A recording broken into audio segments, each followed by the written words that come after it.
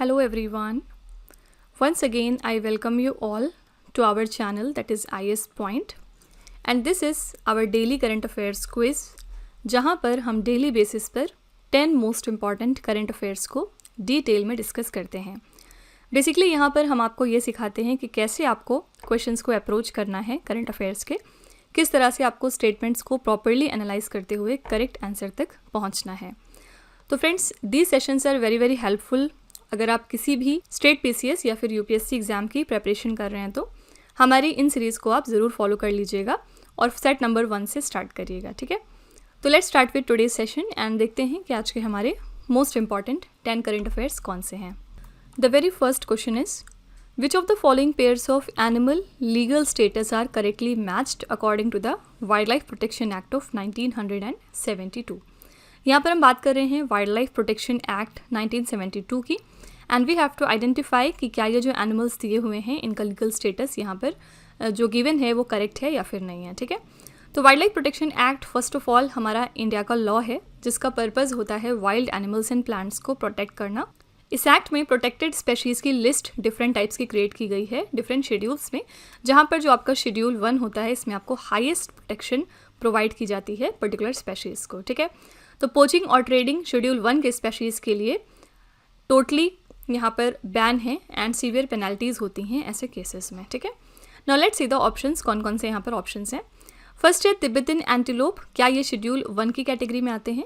First of all Tibetan antelope को आप चीरू के नाम से भी जानते हैं and these are native to Tibetan plateau, ये आपको तिब्बतन प्लेट्यू पर मिलेंगे एंड ये स्पेशीज़ बहुत ज़्यादा वैल्यूड होते हैं अपने फाइन अंडर फर के लिए जिनको एक स्पेशल नाम दिया गया है। These are known as shahtoosh.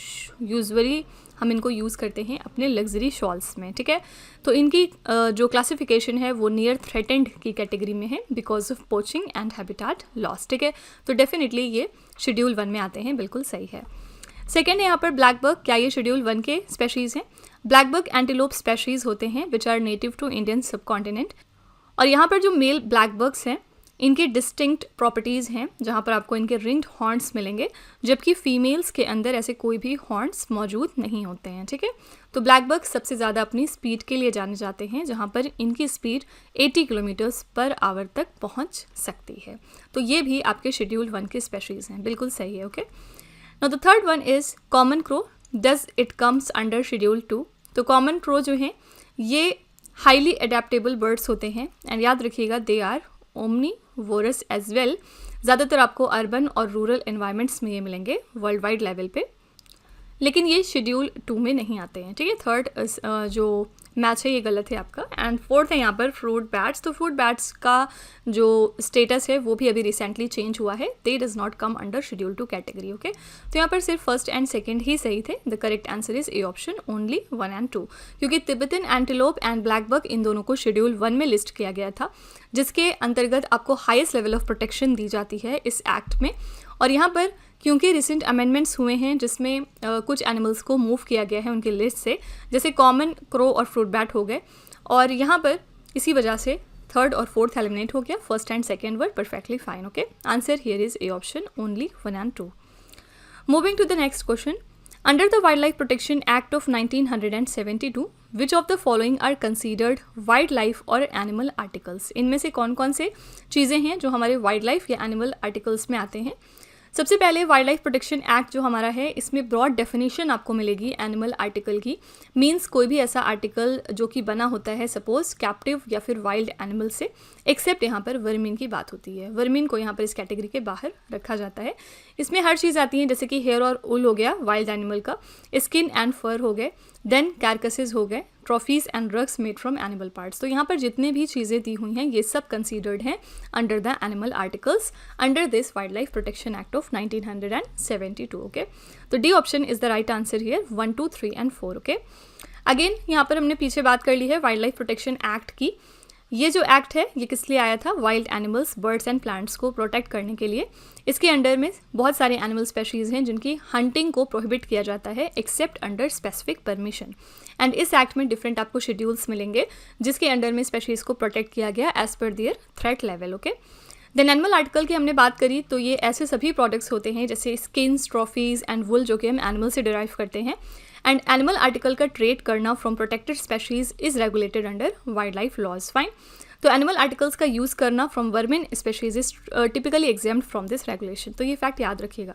Vermin हम किन चीज़ों को कहते हैं? Vermin are the animals considered pests, या फिर ऐसी चीज़ें जो हार्मफुल होती हैं ह्यूमंस के लिए या फिर उनके इंटरेस्ट से अगेंस्ट होती हैं। ठीक है, तो कॉमन वर्मिन में क्या क्या चीज़ें आ जाती हैं, जैसे कि आपके रैट्स हो गए, माइस हैं, कॉकरोचेस वगैरह हैं, ये सारी चीज़ें। ठीक है, तो ये जो लॉज हैं कि वर्मिन को यूजुअली एक्सक्लूड करते हैं फ्रॉम वाइल्ड लाइफ प्रोटेक्शन, ताकि इनको कंट्रोल करने के लिए डिफरेंट पॉलिसीज़ रिलीज़ की जाएँ, डिफरेंट मेजर्स लिए जा सकें। राइट, देन यहाँ पर हम कैप्टिव एनिमल्स की बात करेंगे। तो कैप्टिव एनिमल्स आपके अंडर ह्यूमन केयर रहते हैं, जैसे कि जूज या फिर फार्म्स में।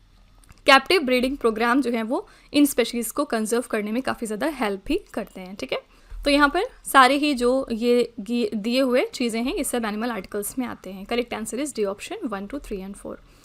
Moving to third question, which of the following pairs is correctly match. यहाँ पर आइलैंड और प्राइमरी क्लेमेंट्स का नाम है। वी हैव टू टेल कि क्या ये आइलैंड्स इन जो कंट्रीज गिवन हैं इनमें कन्फ्लिक्ट का इशू है कि नहीं। ठीक है, the first one here is Spratly islands. तो स्प्रैटली आइलैंड्स जो है ये आपको कॉम्प्लेक्स क्लेम प्रोवाइड करता है। Vietnam, China, Philippines, Malaysia and Brunei, यहाँ पर 5 कंट्रीज़ का नाम लिखा हुआ है एंड सारे के सारे बिल्कुल सही हैं। ये आइलैंड जो है ये सारी कंट्रीज़ ये क्लेम करती हैं कि आइलैंड उनका है। ठीक है, तो इसमें आपको 100 स्मॉल आइलैंड्स मिल जाएंगे एंड रीफ्स भी मौजूद हैं। कहाँ पर है ये आइलैंड? साउथ चाइना सी में।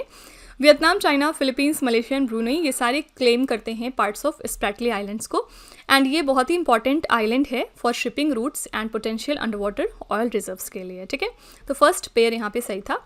सेकेंड है पैरासिल islands, China and Vietnam. पैरासिल islands भी आपका साउथ चाइना सी में लोकेटेड है, in between China and Vietnam. ठीक है, और करेंटली अगर हम बात करेंगे तो चाइना कंट्रोल करता है इस आइलैंड को, डिस्पाइट कि वियतनाम और ताइवान जो कंट्रीज़ हैं ये क्लेम अपना कर रही हैं। ठीक है, तो 1974 की जो बैटल ऑफ पैरासिल आइलैंड्स हुई थी वो किसके बीच में लड़ी गई थी? चाइना एंड साउथ वियतनाम के बीच में। ठीक है, तो Paracel islands are disputed primarily between China and Vietnam, although अभी किसका कंट्रोल है? चाइना का। तो सेकेंड पेयर भी यहाँ पर सही है। The third one is Senkaku islands, China and South Korea. Senkaku islands जो हैं इनको एडमिनिस्टर करता है Japan and now they are claimed by China and Taiwan. ठीक है, तो it has nothing to do with South Korea. तो यहाँ पर थर्ड जो पेयर है ये आपका गलत हो जाएगा। ठीक है, सेंकाकू आइलैंड्स को करेंटली हम बात करेंगे तो जापान एडमिनिस्टर करता है, लेकिन इस पर क्लेम्स चाइना और ताइवान कंट्रीज़ के भी हैं। ये आइलैंड आपको कहाँ पर मिलेगा? ईस्ट चाइना सी में एंड दे आर टोटली अनइनहैबिटेड, यहाँ पर कोई भी नहीं रहता। ठीक है, तो ये जो आइलैंड्स हैं ये कंटेंशियस हैं due to rich fishing grounds and potential oil deposits. Fine, south China sea के डिस्प्यूट के बारे में बात करेंगे तो it is one of the most disputed maritime regions due to overlapping territorial claims and China का जो 9 लाइन है it claims most of the part of the south China sea and it is not recognised internationally. ठीक है, तो यहाँ पर Senkaku island सिर्फ गलत हो गया क्योंकि ये जापान, चाइना एंड ताइवान के बीच का है, ना कि चाइना एंड साउथ कोरिया। ठीक है, तो ही select the correct option here, the answer is B option 1 and 2 only. Moving to fourth question, which of the following bodies of water are territorial disputes involving China in the Asia Pacific region? इनमें से कौन सी water bodies हैं हमारी जो territorial dispute बनी हुई हैं जिसमें चाइना इन्वॉल्व है in the Asia Pacific region? The first one here is Scarborough shoal. Scarborough shoal जो है ये group of reefs and rocks है हमारे साउथ चाइना सी में एंड कौन कौन इसको क्लेम करते हैं? China, the Philippines and Taiwan. ये 3 कंट्रीज़ हैं जो इस शोल को क्लेम करती हैं एंड ये कहाँ पर लोकेटेड है? तो 120 नॉटिकल माइल्स फिलीपींस के वेस्ट में ये शोल आपको मिल जाएगा। ठीक है, तो यहाँ पर क्योंकि चाइना इसमें इन्वॉल्व है तो this is perfectly fine. Now the second one is पैरासिल islands. पीछे हमने देखा कि पैरासिल आइलैंड में 30 स्मॉल आइलैंड्स एंड रीफ्स मौजूद हैं and they are controlled by China currently, लेकिन इसको वियतनाम एंड ताइवान जो कंट्रीज़ हैं ये भी क्लेम करती हैं। ठीक है, तो ये आइलैंड जो हैं ये स्ट्रैटेजिकली बहुत ही इंपॉर्टेंट है हमारे मिलिट्री एंड शिपिंग रूट्स के लिए। तो यहाँ पर पैरासिल आइलैंड्स में भी चाइना इन्वॉल्व है, this is perfectly fine. The third one is Senkaku और you can say Diaoyu islands. तो सेंकाकू आइलैंड्स जो हैं इनको जापान फिलहाल एडमिनिस्टर कर रहा है but they are claimed by China and Taiwan as well और यहाँ पर ये अनइनहेबिटेड वोल्केनिक आइलैंड्स हैं हमारे ईस्ट चाइना सी में। यहाँ पर आपको फिशिंग ग्राउंड्स बहुत ही अच्छे मिलेंगे एंड पॉसिबली यहाँ पर अंडर सी ऑयल रिजर्व्स भी मौजूद हैं, तो इसमें भी चाइना इन्वॉल्व है, थर्ड भी सही है। लेकिन क्यूरिल आइलैंड की बात करेंगे तो it is the dispute between Russia and Japan, so China is not involve in this island, ठीक है। तो यहाँ पर फोर्थ वाला सिर्फ गलत हो जाएगा, select the correct option, your answer is A option, only 1, 2 and 3, okay. तो सारे आइलैंड्स में one of the disputing country China भी है, बट क्यूरिल आइलैंड्स में नहीं है क्योंकि इसमें रशिया और जापान ये 2 कंट्रीज इन्वॉल्व हैं, ठीक है। Moving to fifth question, consider the following heavy metals. Fly ash is the source of pollution of which of the above. Fly ash जो पोल्यूशन है, आपको बताना है कि इससे कौन कौन सा पोल्यूशन जनरेट होता है। सबसे पहले फ्लाई ऐश होता क्या है, जब आप कोल को जलाते हैं पावर प्लांट्स में, उससे जो बाई प्रोडक्ट आपका निकलता है, it contains the fly ash. Commonly आप इनको यूज़ करते हैं as the supplementary cementitious material in concrete. Fly ash particles typically बहुत ही फाइन और पाउडरी होते हैं, रिजेंबल करते हैं something like talcum powder, right. तो यहाँ पर ऑप्शंस हैं आर्सेनिक, मरकरी, कैडमियम, लेड। तो first of all heavy metal से आप क्या समझते हैं? हैवी मेटल्स जो हैं ये लिविंग ऑर्गेनिजम्स में क्योंकि एक्यूमुलेट कर जाते हैं, इस वजह से इनको पहचानना एंड इनको आइडेंटिफाई करना बहुत ज़रूरी है क्योंकि इनके टॉक्सिक इफेक्ट्स हैं। कैडमियम का जो एक्सपोजर है it is often link to kidney damage, ठीक है, इससे आपकी किडनी डैमेज हो सकती है, कई बार बोन लॉस भी हो जाता है, ठीक है। मरकरी भी बहुत सारे फॉर्म में एग्जिस्ट करती है, जैसे कि एलिमेंटल हो गया, इनऑर्गेनिक हो गया, and organic mercury compounds, right. तो यहाँ पर क्या क्या ऑप्शन में था? Arsenic, mercury, cadmium and lead. ये सारे के सारे टॉक्सिक मेटल्स हैं जो कि इन्वायरमेंट में रिलीज होते हैं through the fly ash which is generated in the combustion process, जिससे कि जो हमारा एयर, सॉइल और वाटर है ये सब का सब कंटामिनेट होता है। तो डेफिनेटली ये एक सिग्निफिकेंट पोल्यूशन सोर्स है सभी 4 मेटल्स का, ठीक है। तो यहाँ पर correct answer is D option 1, 2, 3 and 4। अगर आप कोल को बर्न करेंगे तो जो उससे fly ash as a by product निकलता है उसमें चारों हैवी मेटल्स पाए जाते हैं, ठीक है। तो यहाँ पर करेक्ट आंसर था डी ऑप्शन, राइट। नाउ यहाँ पर अगर हम बात करेंगे हैवी मेटल्स की, तो हैवी मेटल्स हम किनको कहते हैं? दीज आर द एलिमेंट्स जिनके हाई एटॉमिक वेट्स होते हैं एंड डेंसिटीज़, मतलब 5 ग्राम पर क्यूबिक सेंटीमीटर से ज़्यादा इनकी डेंसिटी होनी चाहिए। एंड अगर हैवी मेटल्स से आपका एक्सपोजर बार बार होगा तो it can cause serious health issues, जैसे कि ऑर्गन डैमेज हो सकता है, आपका न्यूरोलॉजिकल डिसऑर्डर्स हो सकते हैं। एंड ये सारे लेड एंड मरकरी जैसे जो हैवी मेटल्स हैं they are persistent environmental pollutant because of their toxicity and non biodegradability, right. Then यहाँ पर हम बात करेंगे आर्सेनिक की। मरकरी और कैडमियम की हमने बात कर ली थी। आर्सेनिक की बात करेंगे तो ये एक नेचुरली अकरिंग मेटलॉइड है जो कि आपको ग्राउंड वाटर में ज़्यादातर मिलेगा। एंड क्रोनिक आर्सेनिक एक्सपोजर अगर होता है तो it can cause skin diseases and also it increases the cancer risk, ठीक है। हिस्टोरिकली आर्सेनिक को हम यूज़ करते आए हैं पेस्टिसाइड्स के तौर पर एंड अपने वुड प्रिजर्वेटिव्स में, ठीक है। Now here we talked about combustion process. तो कंबशन एक केमिकल रिएक्शन है बिटवीन फ्यूल एंड ऑक्सीजन, जिससे कि आपको heat and sometimes light produce होता है, ठीक है। अगर इनकम्प्लीट कंबशन है तो उससे पॉल्यूटेंट्स रिलीज होंगे जैसे कि carbon monoxide and particulate matter, okay. Moving to question number 6, which of the following pairs is correctly matched. We have to identify इनमें से कौन सा पेयर सही है। फर्स्ट रिवर प्रोजेक्ट है यहाँ पर Kishau dam and the river given is Tons river. तो क्या ये जो हमारा किशाऊ डैम है ये टोन्स रिवर से एसोसिएटेड है? Second is Renuka ji dam, Giri river, and the third one is Lakhwar dam, Yamuna river. ये तीनों ही की तीनों मेजर स्टोरेज प्रोजेक्ट्स हैं that are planned in the upper Yamuna basin, जहाँ पर वाटर प्रोवाइड किया जाता है हमारे नॉर्दर्न स्टेट्स में, ठीक है। टोन्स एंड गिरी जो हमारी रिवर्स थी हुई हैं ये हमारी मेजर ट्रिब्यूटरीज हैं यमुना रिवर की, और इसी के साथ तीनों ही पेयर्स यहाँ पर सही थे। Select the correct option, your answer is D option 1, 2 and 3। यहाँ पर बात करेंगे अपर यमुना बेसिन की, तो इट इज़ अ की वाटर सोर्स हमारे नॉर्दर्न इंडिया के लिए। ये जो रिवर है यमुना रिवर ये ओरिजिनेट होती है यमुनेत्री ग्लेशियर से, यमुनोत्री ग्लेशियर से, जो कि उत्तराखंड स्टेट में है। एंड ये बेसिन सपोर्ट करता है एग्रीकल्चर को एंड अर्बन वाटर सप्लाई को इन multiple states.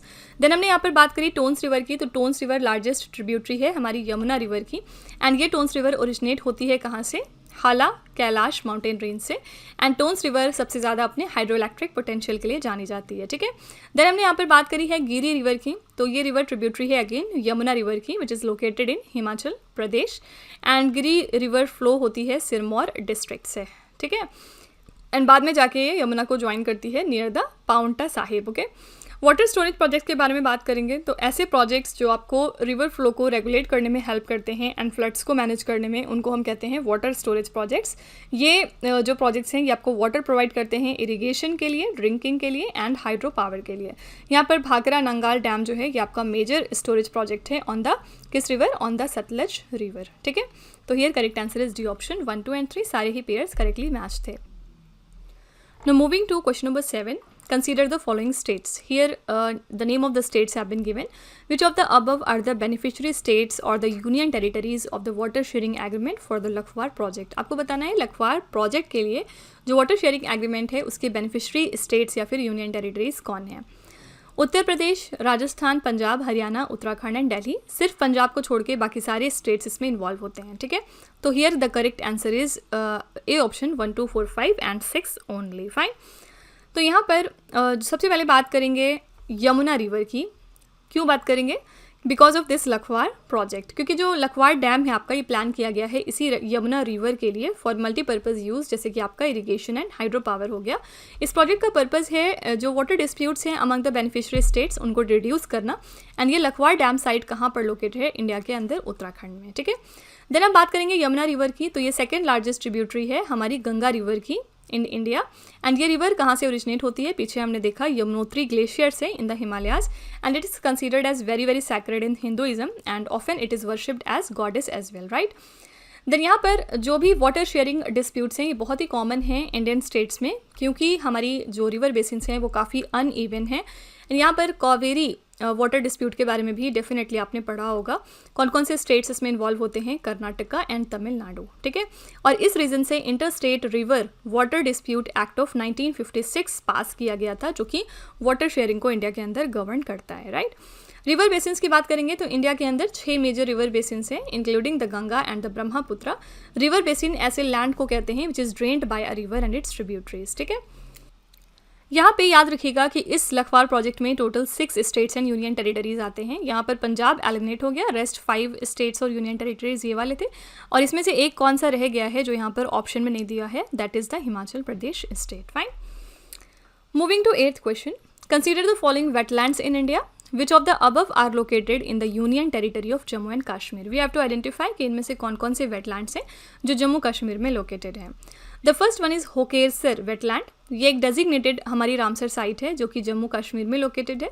Also it is a critical habitat हमारे माइग्रेटरी बर्ड्स के लिए इन द कश्मीर वैली। ठीक है, तो ये कहाँ पर है? श्रीनगर में है, जो कि समर कैपिटल मानी जाती है जम्मू कश्मीर की। ठीक है, तो this is perfectly fine. The second one is Wular lake. It is one of the Asia's largest fresh water lake, जैसा कि हमें पता है। एंड ये फॉर्म होती है by the flood waters of the Jhelum river. ठीक है, एंड वुलर लेक का भी एक बहुत ही इंपॉर्टेंट रोल है फ्लड कंट्रोल में एंड ग्राउंड वाटर रिचार्ज में in the region. The third one is Renuka lake. ये जो है गॉडेस रेणुका के ऊपर इसका नाम रखा गया from Hindu mythology.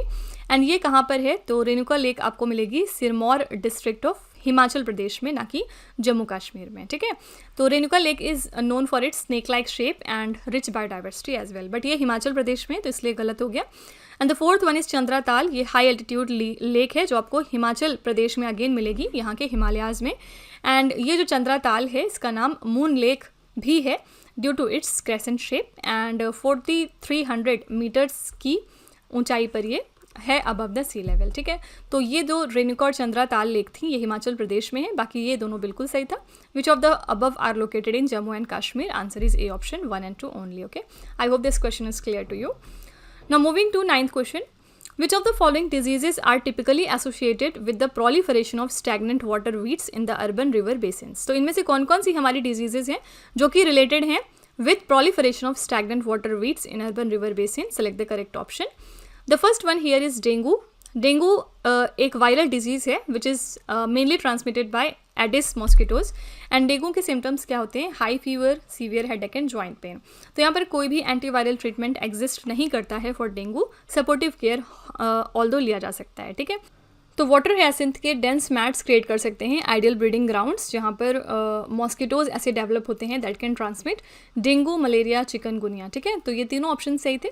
Typhoid is a bacterial disease, so यहाँ पर ये गलत हो जाएगा। It is caused by bacteria from contaminated food और water, not by insect vectors, जो कि स्टैग्नेंट वीड्स में ब्रीड करते हैं। ठीक है, तो फोर्थ वाला ऑप्शन आपका गलत हो जाएगा। Rest 3 are fine. Correct answer is B option 1, 2 and 3 only.